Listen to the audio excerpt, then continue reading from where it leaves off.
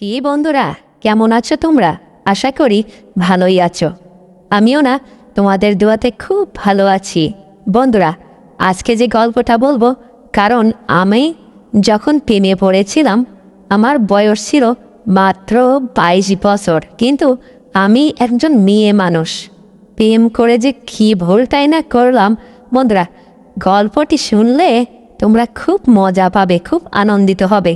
অবশেষে ভালোবাসার মানুষের সঙ্গে যেটা হলো। যাই হোক বন্ধুরা, তোমরা যদি আমার চ্যানেলের নতুন দর্শক হয়ে থাকো তাহলে এক্ষুনি চ্যানেলটিকে সাবস্ক্রাইব করে দাও, ভিডিওতে একটা লাইক দাও, আর শেয়ার করে আশেপাশে আত্মীয় স্বজন বন্ধুবান্ধবদের দেখার সুযোগ করে দাও। বন্ধুরা, আমি আর সামনে বাড়তি কথা না বলে চলে যাই আমার মূল গল্পতে। আমি যখন ছোট্ট একটা গ্রামে বসবাস করতাম, আস্তে আস্তে অনেক বড় হতে থাকি আর অনেক শিক্ষিত একটা মেয়ে, খুব হ্যান্ডসাম একটা মেয়ে। কারণ আমি যখন কলেজে যেতাম আমাকে দেখে মানুষ হা করে তাকিয়ে থাকতো। রূপে যৌবনে ভরপুর আমার শরীরটা, একেবারে সব কিছু যেন সুন্দর। আর মানুষ আমার দিকে বুড়োর থেকে একেবারে সব কিছু যেন ইয়াং ছেলে পেলে সবসময় আমার দিকে হা করেই তাকিয়ে থাকতো। আমিও মাঝে সাঝে দাদুর বয়সী মানুষকে একটু করে ইশারা করতাম আর চোখ মারতাম, কারণ আমারও আনন্দ করতে খুব ভালো লাগতো। এইভাবেই ইয়াং বয়সে আমার খুব সব কিছু যেন ইয়ার্কি আড্ডা মারতে মারতেই হঠাৎ আমি একটা ছেলের প্রেমে পড়ে গেলাম। ছেলেটি খুব হ্যান্ডসাম, কিন্তু ছেলেটি তেমন লেখাপড়া করে না। ছেলেটি একটা ছোট্ট জব করে আমাদের পাশের শহরেই। এইভাবেই ছেলেটি প্রতিনিয়ত আমাদের বাড়ির পাশ দিয়েই তার মোটরসাইকেল নিয়ে এই শহরে চাকরির জন্য কন্টিনিউ এভাবেই আমাদের গ্রাম দিয়ে যেতে থাকতো। আর আমি জানালা দিয়ে তাকে মাঝে মাঝে মুখটা বের করে ইশারা করতাম। ছেলেটি দেখতে খুব হ্যান্ডসাম, তো কেমন যেন আমি তার সঙ্গে এইভাবে করতে করতে প্রেমে পড়ে গিয়েছি। কিন্তু ছেলেটা আমাকে তেমন ভালোভাবে খেয়াল করতো না এবং আমার চেহারাটাও তেমন দেখতে পেত না। একদিন হুট করে আমি বাড়ি থেকে বের হয়ে গেটের সামনে দাঁড়িয়ে আসি, আর ছেলেটির মোটরসাইকেল নিয়ে আমাদের রাস্তা দিয়ে যেতেই ওখানেই হঠাৎ করে তেল শেষ হয়ে যায়। আর আমি তখন ছেলেটিকে গিয়ে বললাম, আচ্ছা, তোমার কি মোটরসাইকেলের তেল শেষ হয়ে গেছে? আর দাঁড়ানোর জায়গা পেলে না, এখানেই দাঁড়ানো লাগলো। তখন ছেলেটি হো হো করে হেসে উঠল, বলল, আপু, আপনি কি কিছু বলতে চান আমাকে? কারণ আপনি যেভাবে কথা বলছেন মনে হচ্ছে সব কিছু এখানকার জায়গা টাইগা সবই যেন আপনাদের বাবার সম্পত্তি। ছেলেটির কথা শুনে যেন আমার মনটা একটু ভেঙে গেল। আমি তখন ছেলেটিকে বললাম, আপনি বাপ তুলে কথা বলছেন কেন? কারণ আমি তো আপনার সঙ্গে একটু ইয়ার্কি ঠাট্টা মারছি। আপনারা যেখানে খুশি সেখানে দাঁড়াতে পারেন, কিন্তু আমার সঙ্গে এইভাবে কথাটা বলা ঠিক হয় নাই। কারণ আপনাকে আমার খুবই পছন্দ হয়, তাই আমি আপনার সঙ্গে একটু ইয়ার্কি আড্ডা মারতেছিলাম। আপনি যে এইভাবে কথাটা সিরিয়াসলি নেবেন আমি কখনো কিন্তু ভাইয়া বুঝতে পারি নাই। ঠিক আছে, আজকের থেকে আপনার সঙ্গে আর কথা বলবো না। কারণ আপনি যখনই আমার এই রাস্তা দিয়ে মোটরসাইকেল নিয়ে জব করতে যান আমি মাঝে সাঝেই আপনাকে ফলো করি, একটু ভালো লাগে তাই। কারণ আমার বিয়ের বয়স হয়েছে। কোনো মেয়ে কি সরাসরি এভাবে বলতে পারে? আমি তো আর বলি নাই যে আপনাকে ভালোবাসি, আপনাকে ভালো লাগে তাই বলছি। এখন দেখেন, আপনার যেটা ভালো মনে হয় সেটা আমাকে বললেন, সমস্যা নেই। কারণ আমার তো দুনিয়াতে কেউ নেই, এদিকে বাবা নেই, মা বেঁচে নেই, আমি দাদুর কাছেই মানুষ হচ্ছি। আর এভাবেই কখন কোথায় বিয়ে হয়ে যাবে, তাই আপনাকে আমার মনের কথাটা বললাম। এখন আপনিও চিন্তা ভাবনা করে দেখেন। ছেলেটি যেন আমার কথা শুনে হা করে মোটর সাইকেলের সব কাজ বাদ দিয়ে তাকিয়ে থাকলো। অনেকক্ষণ তাকিয়ে আছে। হঠাৎ করে পায়ে দিয়ে এক মোটর সাইকেল হুট করে হরেন দিয়ে ফেলছে। ছেলেটি যেন তাড়াতাড়ি একেবারে চুমকে উঠছে যে, ওরে, আমি কী অবস্থায় তাকিয়ে আছি, আর তার উপরে মেন রোডের উপরে তাকিয়ে আছি এভাবে একটা মেয়ের সঙ্গে। ছেলেটি আমাকে বলল, ঠিক আছে, তুমি যখন আমার সঙ্গে বন্ধুত্ব করতে চাও, আচ্ছা, আমি মাঝে সাঝে তোমার সঙ্গে দেখা করে যাব, কল করে যাব, অবশ্যই দেখা হবে। কারণ তুমি একটা সুন্দরী খুব সুন্দর মেয়ে আর খুবই নরম সরম মেয়ে, কারণ তোমাকে দেখতে এত সুন্দর লাগছে। কেন, তোমার বাবা মা কবে মারা গেছে? তখন আমি বললাম, আমার বাবা মা আমার যখন 10-12 বছর বয়স তখন দুইজনে অসুস্থ হয়ে 1 বছর 8 মাস করে মারা গেছে। তারপরের থেকেই আমি এতিম, আমার দাদুর বাড়িতেই আমি মানুষ হচ্ছি। এভাবেই বিয়ে পাশ করছি, তাই একটু বয়সটা বেশি হয়ে গেছে, কিন্তু এই জন্য কি মানুষ আমাকে পছন্দ করে না? তখন ছেলেটি আমাকে বলল, না না, আমি তো এই কথা বলি নাই, তোমাকে রূপে গুণে সব দিক দিয়ে তুমি ভরপুর, তোমাকে পছন্দ না করার মতো কি আছে? ঠিক আছে, আজকের থেকে আমি তোমার বন্ধু। ছেলেটির কথা শুনে জানো আমার মনটা ভরে গেল।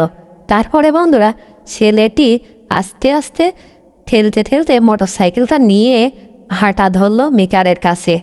এই অবস্থাতে আমি ছেলেটির কথা শুনে বাড়িতে এসে অনেক ভাবতে লাগলাম, যাক, ছেলের যাকে প্রতিদিন এভাবে জানালা দিয়ে দেখাশোনা করতাম, সাহস করে বলাতে আমার বন্ধু তো একটা পেলাম।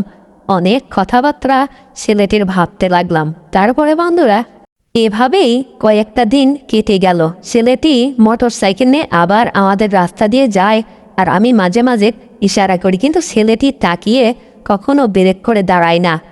একদিন আমি ছেলেটিকে একটা চিঠি লেখে মুড়ায়ে জানালা দিয়ে ছুড়িয়ে মারলাম, কিন্তু চিঠিটা একেবারে ছেলেটির গায়ে যেয়ে লাগলো। ছেলেটি তখন পিছন ফিরিয়ে তাকিয়ে দেখে একটা মোড়ানো কাগজ। ছেলেটি ব্যাকে এসে কাগজটা তুলে ইশারা করে বলল, ঠিক আছে, আমি পরে পড়ে নেব।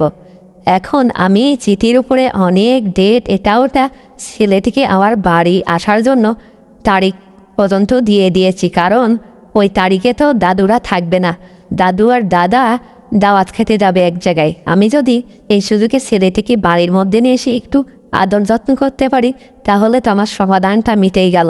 কারণ আমি একটা যুবতী মেয়ে, কবে বিয়ে দাদু আর দাদা দিবে কিনা আমার যেন দিন যতই যাচ্ছে ততই যেন একেবারে ভালো লাগে না, কারণ সব সময় যেন বয়স হয়ে যাচ্ছে, নিজের মধ্যে কেমন যেন একটা অনুভূতি হয়।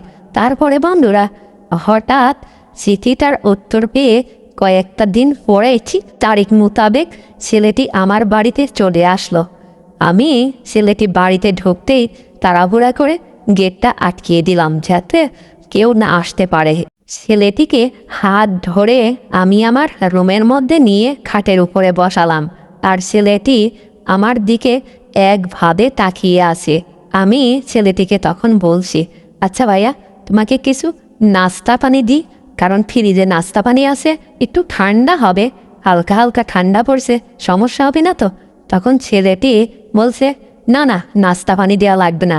আমার হাত ধরে টেনে আমাকে বসালো, বললো, নাস্তা পানি লাগে নাকি? তুমি সামনে থাকলে সব খিদেই মিটে যায়, কারণ তুমি একটা যুবতী মেয়ে, এত সুন্দর হ্যান্ডসাম চেহারা তোমার, তোমাকে পছন্দ না করে গ্রামের মানুষ থাকে কেমন? আর তোমার বিয়েই বা হচ্ছে না কেন? তখন আমি বললাম, বিয়ে এটা তো আল্লাহর বিধান, কার সঙ্গে কখন হয়ে যায়। এই যে যেমন আমি অনেক চিন্তা ভাবনা করতে করতে আপনাকে প্রতিদিন জানালা দিয়ে দেখতাম, হঠাৎ সাহস করে গিয়ে বললাম যে আজ থেকে আপনি আমার বন্ধু। আপনি বললেন ঠিক আছে, এই বন্ধুত্ব হয়ে গেল।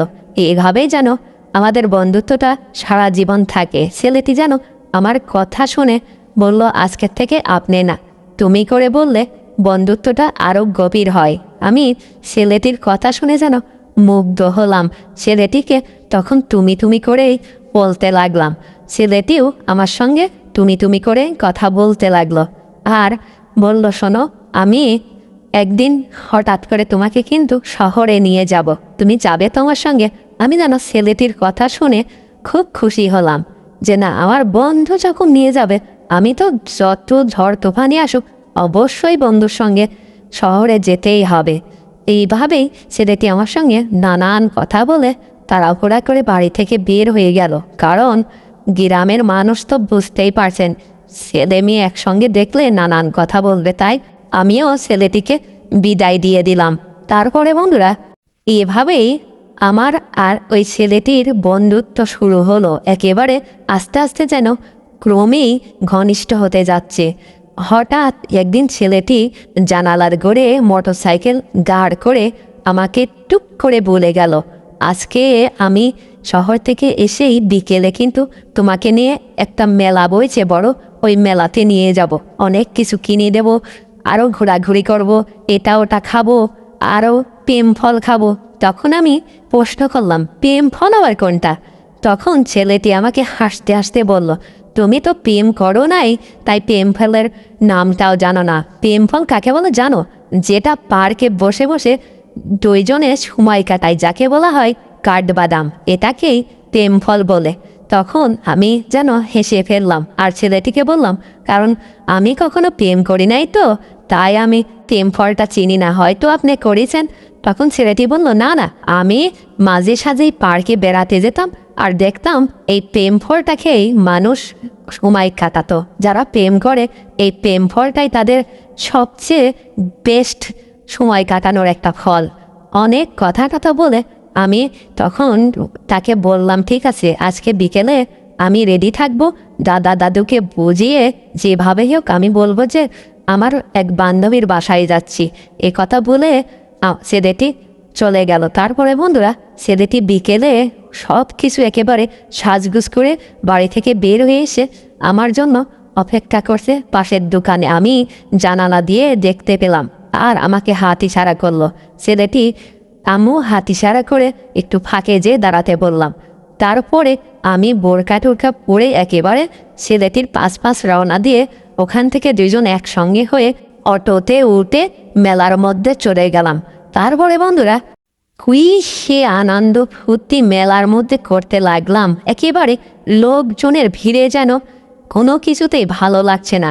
এই ঠেলাঠেলি গুতাগুতি কেমন যেন মেলার মধ্যে একেবারে অসামাজিক একটা ভিড়, যেমন ভিড় ভাট্টাতে আমার দুজনের একেবারে শরীরটা ঘেমে যাচ্ছে, কোনো কিছুই ভালো লাগছে না।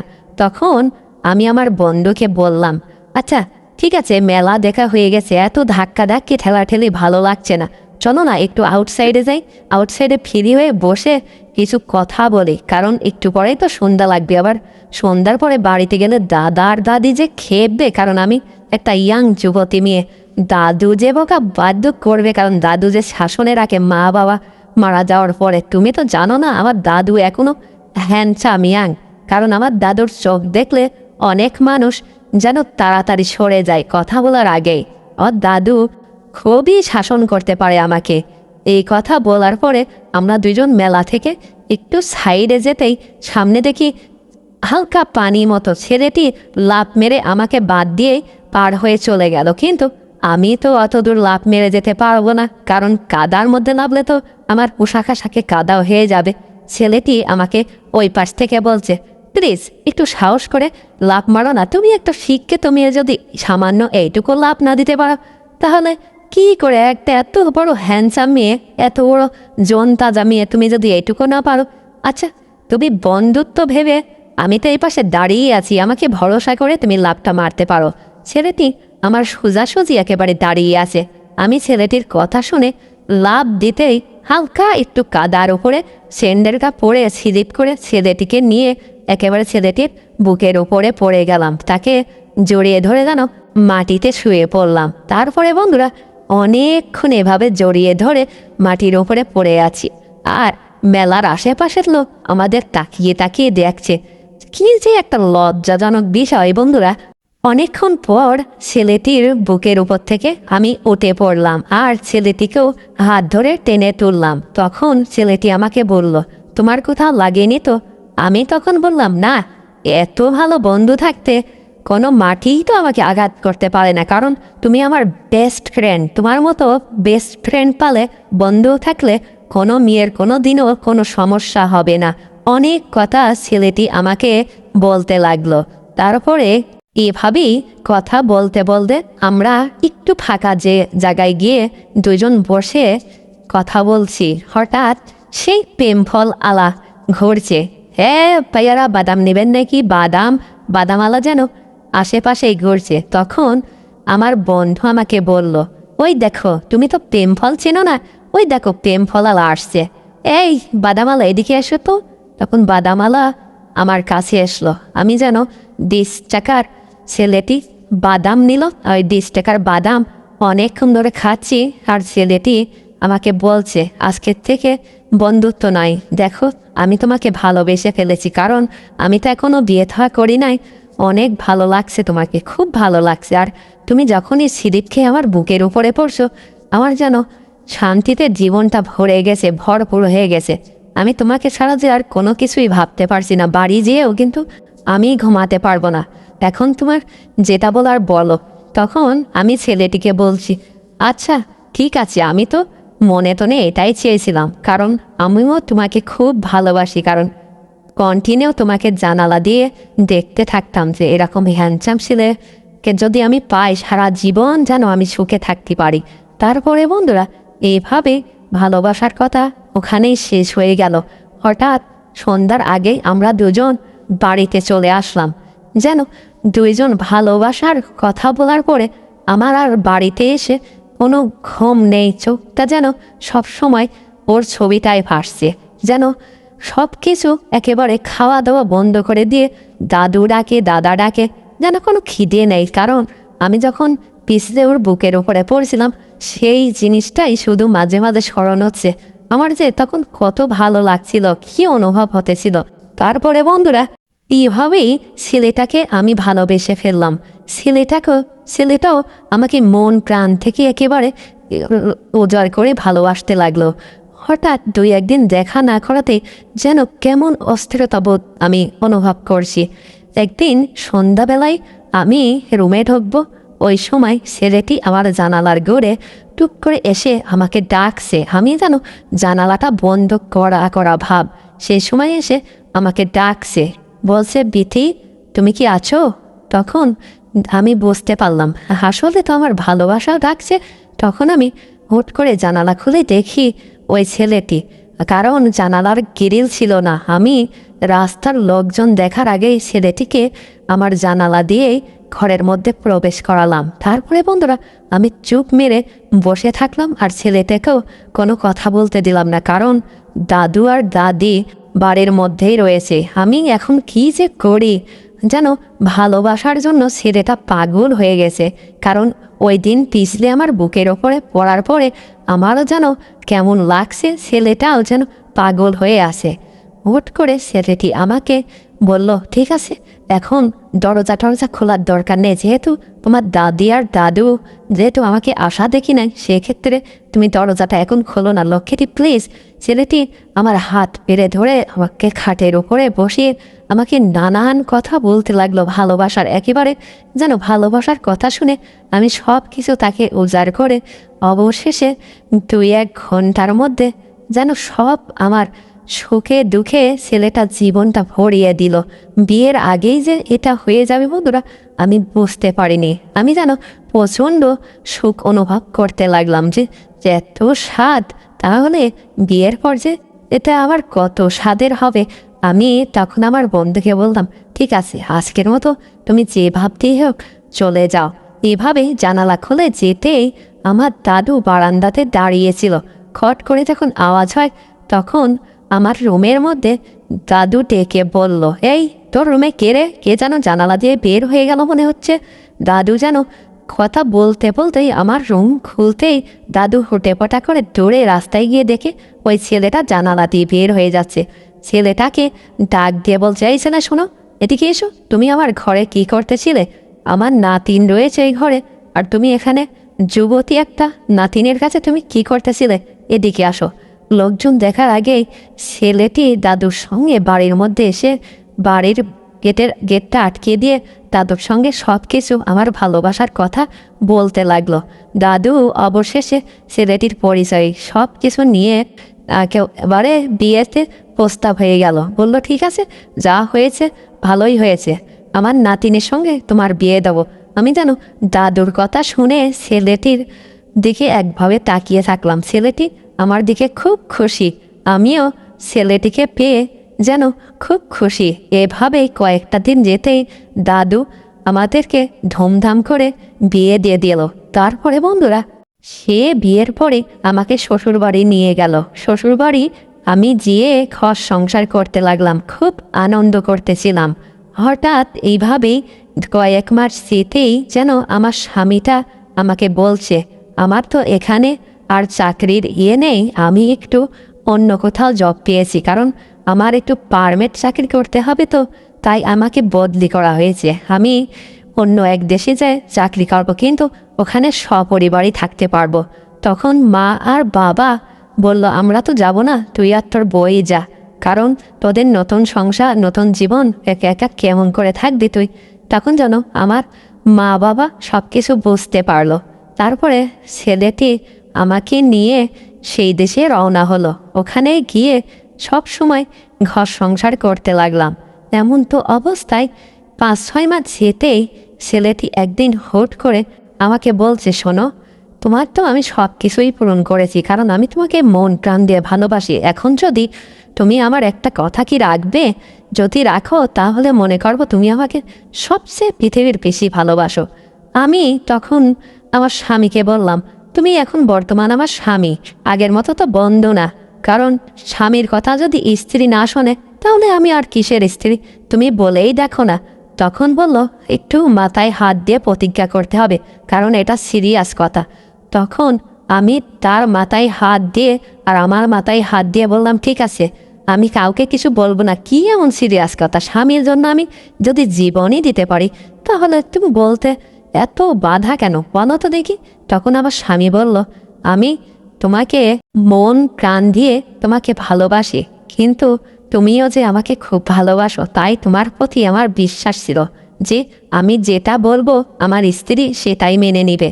শোনো তাহলে, আমি এখানে যখন তোমাকে ফার্স্টে নিয়ে আসছি, আমার এই বাসা ভাড়া আর বন্ধু বান্ধব আড্ডাতে আমি জুয়া খেলে অনেক টাকা দায়ী হয়ে গেছি, তাই আমি তোমাকে ওই জুয়ার মাধ্যমে বিক্রি করে দিয়েছি প্রায় 50,000 টাকা। তুমি যদি এখন ওই জুয়ার লোকেদের কাছে না যাও, তাহলে আমার জীবনটা শেষ হয়ে যাবে, একেবারে বরবাদ হয়ে যাবে। তখন আমি আমার স্বামীর কথা শুনে, তুমি তো কখনো আমাকে এইভাবে বলোনি, তুমি জুয়া খেলো, একটা চাকরি করো, এত ভালো তোমার ভিতরে, আমি তো কখনো বুঝতে পারিনি। হাই আল্লাহ, আমি কার সঙ্গে প্রেম করে বিয়ে করলাম? এটা কি প্রেমের পরিণতি? আচ্ছা, তুমি যে আমাকে না বুঝে শুনে সই স্বাক্ষর করে ফেলছো নাকি? তখন স্বামীটা বলল, হ্যাঁ, আমার সব কিছু কমপ্লিট করার পরেই তারা আমাকে ছাড়ছে, না হলে তো 50,000 টাকার জন্য আমাকে আজকে বাদেই রাখতে চেয়েছিল। অনেক বলা করে তোমার যখন নামটা দিয়ে আমি বলছি যে বউটা আমি দিয়ে দেবো, তখনই তারা আমাকে ছেড়ে দিয়েছে। এখন দেখো প্লিজ, তোমার হাত পায়ে ধরি। স্বামীটা জানো আমার পায়ে ধরতে গেল। আমি বললাম, না, গুনাহ হবে, যেহেতু তুমি হচ্ছে আমার স্বামী, তুমি যদি আমার পায়ে ধরো তাহলে তাহলে কিন্তু তোমার পাপ হবে, কারণ আমি তোমার স্ত্রী, তুমি আমার হাত পায়ে এভাবে জড়িয়ে ধরতে পারো না। ঠিক আছে, তুমি যখন আমাকে লিখিতভাবে তাদের কাছে দিয়েছ, চলো যাই, দেখি কিছু করা যায় নাকি। স্বামীটা যেন নত হয়ে আমাকে সাজগুজ করিয়ে কয়েকজনের মাঝে নিয়ে গেল, যারা জোয়া খেলে সব যেন এক একটা দানবের মতো চেহারা, কি হ্যান্ডসাম পুরুষ, সব দেখতেই যেন কেমন লাগছে। আমি যেয়ে সামনে দাঁড়াতেই সবাই আমার দিকে হা করে তাকিয়ে আছে। আর আমার স্বামীটা, যখন আমি দরজার সামনে দাঁড়িয়ে ভিতরে একটু দাঁড়িয়েছিলাম, আমার স্বামীটা হুট করে দরজাটা আটকিয়ে বলল, ঠিক আছে, তুমি থাকো, আমি আগালাম। যেন আমার জীবনটাই নষ্ট হয়ে গেল। তারপরে বন্ধুরা, আমার স্বামী যখন জুয়েলের কাছে রেখে চলে আসলো, জুয়েলেরা কন্টিনিউ আমাকে যেন মাঝে মাঝেই ভোগ করতে থাকতো। এভাবেই আমি জ্বালা যন্ত্রণা যেন আর সহ্য করতে পারতাম না, যে সামান্য 50,000 টাকা হেরে গেছে তার জন্য আমার স্বামী আমাকে বিক্রি করে দিল আর এত কষ্ট দিতে লাগলো। এই কি প্রেম করে আমি কাকে ভালোবেসেছিলাম? এই কি আমার প্রেমের পরিণতি? ভালোবাসা কি এমনই হয়? আমি যাকে মন প্রাণ দিয়ে ভালোবাসলাম, সে আমাকে সি জুয়ারের হাতে তুলে দিয়ে গেল। আমার যেন ভাবতেই ঘৃণা হচ্ছে। তাই আমি বন্ধুরা স্বামীর কাছে আর কোনোদিনও ফেরত গেলাম না। এইভাবে জুয়ারের হাতে থেকে তাদের রান্নাবান্না আর তাদের চাহিদাগুলো মেটাতে থাকতে থাকতেই আমার বয়সটা যেন এক সময় শেষ হয়ে গেল। অফুরন্ত একটা বয়স ছিল, কি সুন্দর সাজানো গুজানো কেবলই সংসারটা করে উঠতেছিলাম, কিন্তু আমার স্বামীটা যে ভিতরে এত নোংরা পরিমাণের স্বামী আমি কখনো বুঝতে পারি নাই। তাই বন্ধুরা, সব সময় ভালো ফ্রেশ ছেলে দেখে বিয়ে করো না, কারণ ফ্রেশের মধ্যে যে কী আছে সেটা আমি আজকে হাড়ে হাড়ে টের পেলাম। যাই হোক বন্ধুরা, আমার গল্পটি শুনে যদি তোমাদের একান্তই মন ছুঁয়ে যায় বা ভালো লেগে থাকে, তাহলে আমার চ্যানেলটিকে এখনই সাবস্ক্রাইব করে দাও, ভিডিওতে একটা লাইক দাও আর শেয়ার করে আশেপাশে বন্ধুদের দেখার সুযোগ করে দাও। এই রকম বিনোদনমূলক গল্প পেতে আমি আগামীকাল আবারও তোমাদের মাঝে হাজির হব।